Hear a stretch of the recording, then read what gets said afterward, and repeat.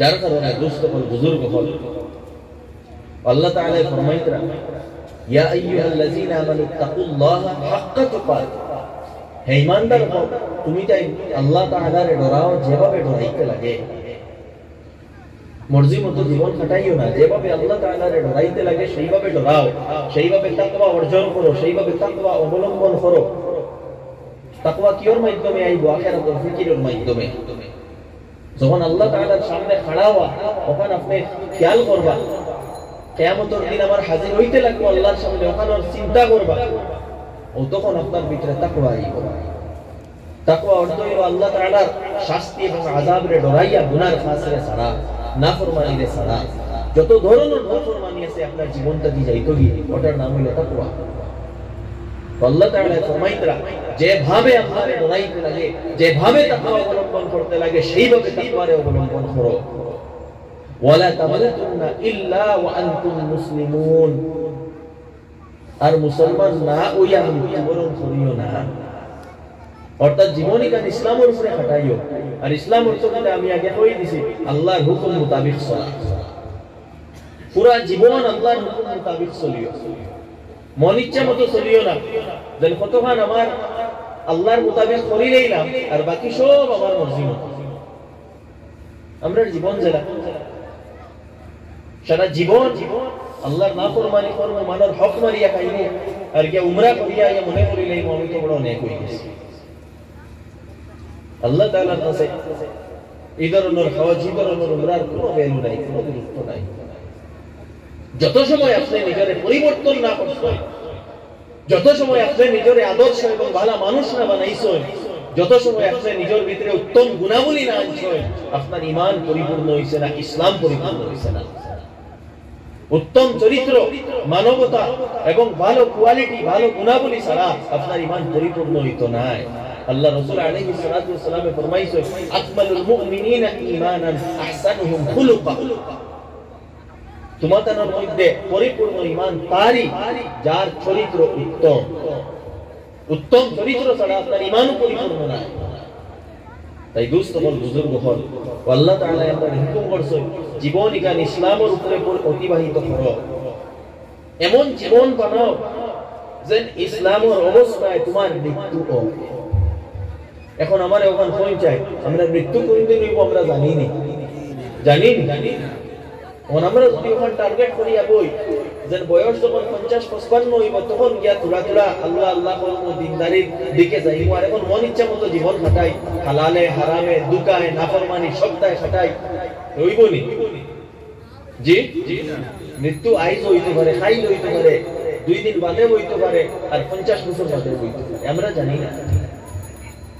আমরা ফিকির রইত যে আমরা যে কোনোদিন মৃত্যু হইতে পারে। প্রকৃত মুমিন যে সে সব সময় ওখান ফিকির করে যে আইজও আমার শেষ দিন। প্রকৃত মুমিনে সব সময় ফিকির করে আইজও আমার লাস্ট দিন, শেষ দিন, খাইলাম খাইলাম। তো নিজের জীবনটা এমন জীবন বানাই মনে করো আইজও আপনার শেষ দিন। এই ফিকির রাখিয়া যদি আপনি চলেন দেখবা আপনার জীবনটা কি গুনাহ দূর হইব, নাফরমানি দূর হইব। আমরা যে লম্বা প্ল্যানিং করিয়া বই যে বয়স আরো থোড়া বাড়ুক, এর বাদে ওটা করবো, আর এখন যেটা মনে চায় ওটা করিলাই, এগুলা করিয়া আমরা মৃত্যু কোনদিন হইব আমরা জানি না। হয়তো এই অবস্থায় মৃত্যু হয়ে যেতে পারে।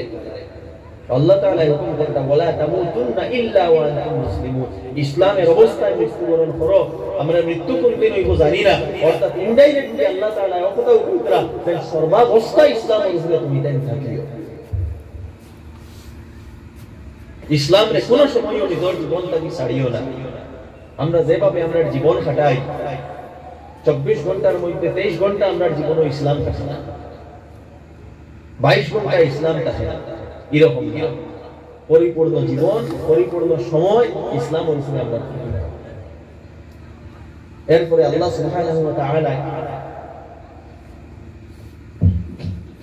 কিছু এমন নির্দেশাবলী জিতরা, যে নির্দেশাবলীর দ্বারা আমরা ভালো মানুষ হইতাম পারবো, আমরা সমাজ মজবুত হইব, আমরা দুনিয়া কাবার যে উদ্দেশ্য সমাজ ন্যায় প্রতিষ্ঠা করা, সমাজের মধ্যে ন্যায় আনা, মানুষকে ইনসাফ দেওয়া, জুলুম দূর করা, সমাজ বালা কাজরে প্রমোট করা, খারাপ কাজরে সমাজ থেকে দূরে সরানি, মানুষের সঠিক রাস্তা দেখানো, যেটা আমরা উদ্দেশ্য উম্মতে মুহাম্মাদী।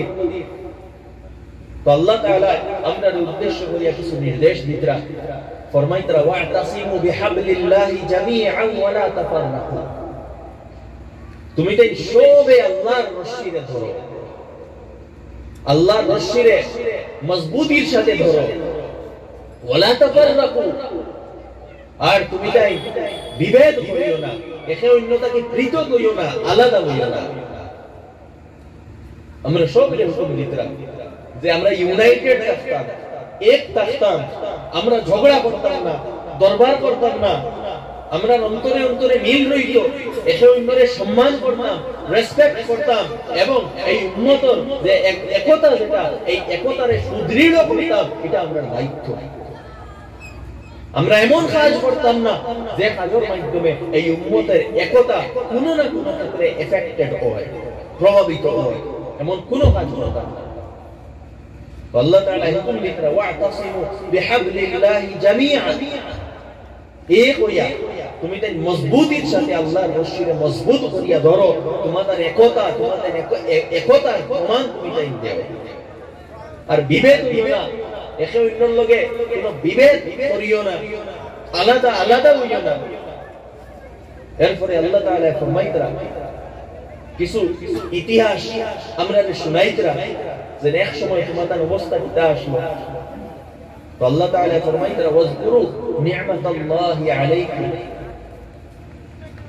আল্লাহর নিয়ামতগুলোরে তুমি তাই একবার স্মরণ করো যে তুমি তাই এক সময় ইজ কুনতুম আ'দাআ, তুমি তাই এক সময় পরস্পরের শত্রু আসলাই। জমানায় জাহিলিয়ত যে যুগ আল্লাহ রাসূল আলাইহিস সালাতু ওয়াস সালাম তাশরীফ আনছিলেন, মানুষের মধ্যে বিভেদ আসলো, হিংসা আসলো, বিদ্বেষ আসলো। এক মানুষে আরেক মানুষের সহ্য করতে পারতো না, বরদাস্ত করতে পারতো না, আত্মীয়তার সম্পর্ক মানুষে ছিন্ন করিলে এটা সামান্য দুনিয়ার স্বার্থে মানুষে অন্যরে হত্যা করিলে এটা, অন্যরে কষ্ট দিতা, অন্যর হক মারিয়া খাইতা, নারী জাতিরে হক দিতা না, বিভিন্ন ধরনের এই ধরনের কুকর্ম, এই ধরনের অন্যায়, এই ধরনের অপরাধ তাদের মধ্যে আসলো। তো তোমার তার এই অবস্থা আসলো যে তুমি খালি লড়াই করতাই, লড়াইয়ের অবস্থা কিতা আসলো। অনেক ঘটনা আছে সেই জমানায় জাহিলিয়তের ইতিহাস, বিভিন্ন ঘটনা, বিভিন্ন যুদ্ধ আছে। যেমন একটা হইল হারবুল বাসুস, বাসুসের যুদ্ধ, দাহিস ও জিবরার যুদ্ধ, আওস এবং খজরজের যুদ্ধ। আর এটা যুদ্ধ একদিন আর দুই দিন চলছে না, আওস ও খজরজের যুদ্ধ তো প্রায় 100 বছর চলছে, বাসুসের যুদ্ধ তো প্রায় 40 বছর চলছে। আর এটা যুদ্ধ যদি কারণ আপনি শুনেন তাহলে 80 বার ওলা মাইনর জিনিসের উপরে 40 বছর যুদ্ধ হইছে। নেগলিজিবল জিনিস, যেগুলা ইগনোর করা যায়, যেগুলা ছাড়া যায়, সেই জিনিস নন ইস্যুস যেগুলা, সেইগুলার উপরে 40 বছর যুদ্ধ হইছে। এত বিভেদ আছে মানুষের মধ্যে, আল্লাহ সুবহানাহু ওয়া তাআলা সেই দিকে আমরা দৃষ্টি আকর্ষণ করতা। ওয়াজকুরু নি'মাতাল্লাহি আলাইকুম ইজ কুনতুম আ'দাআ, স্মরণ করো যখন তুমি তাই পরস্পরের শত্রু আসলাই। আর সেই সময় আল্লাহর হাবিব মুহাম্মদ মুস্তাফা সাল্লাল্লাহু আলাইহি ওয়া আলিহি ওয়াসাল্লাম সরকারে দু আলম তশরীফ আনলা। আর আনিয়া মানুষের অন্তরকে পবিত্র করলা, মানুষের মানবতা শিখাইলা, মানুষের বন্ধুত্ব এবং ভ্রাতৃত্ব স্থাপন করিয়া দিলা, মানুষ থেকে বিভেদের দূর করলা, মেহনত করলা এরার উপরে। আর এরা সব ইসলাম করিয়া উঠা করলা। ফাআল্লাফা বাইনা কুলুবিকুম, আল্লাহ তাআলা তোমাদের অন্তরকে জুড়িয়া দিলা।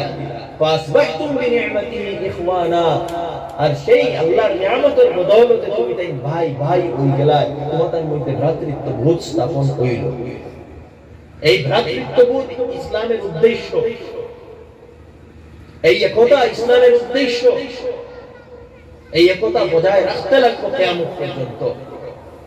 কারণ আমরা এক উম্মত, আমরা অস্তিত্ব এক উম্মত হিসাবে।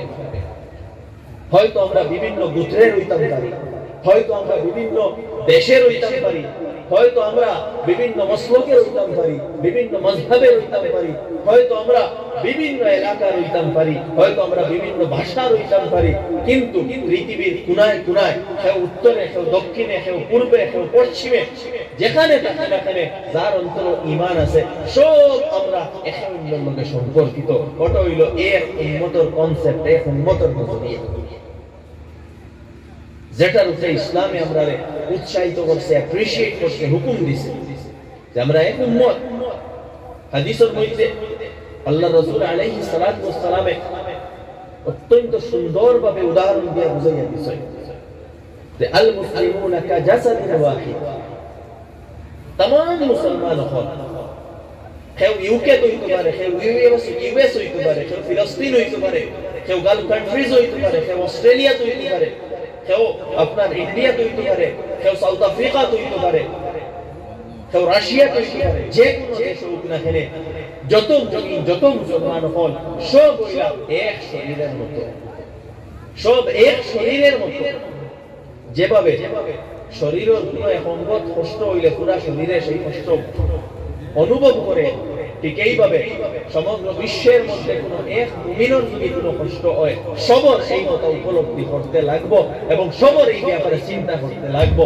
ওটা হইল গিয়া এক উম্মতের কনসেপ্ট। যদি এই ফিকির থাকে, যদি এই চিন্তা থাকে, আজকে ফিলিস্তিনের কোন মুসলমানের অন্তর আঘাত লাগলে, তার ঘর ভাঙ্গিলে, যদি আপনার মনে হয় যে আমার ঘর ভাঙ্গিছে, ওদিন মনে করবা আমার দিল পুরাপুরি ঈমান আছে।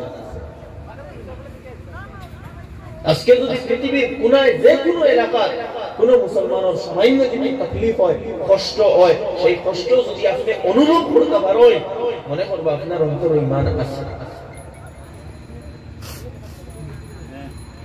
ওটা হইল উম্মত, ওটার নাম হইল ইসলাম, যেটা আল্লাহ রাসূল আলাইহিস সালাতু ওয়াস সালাম আমরা শিক্ষা দিয়েছেন।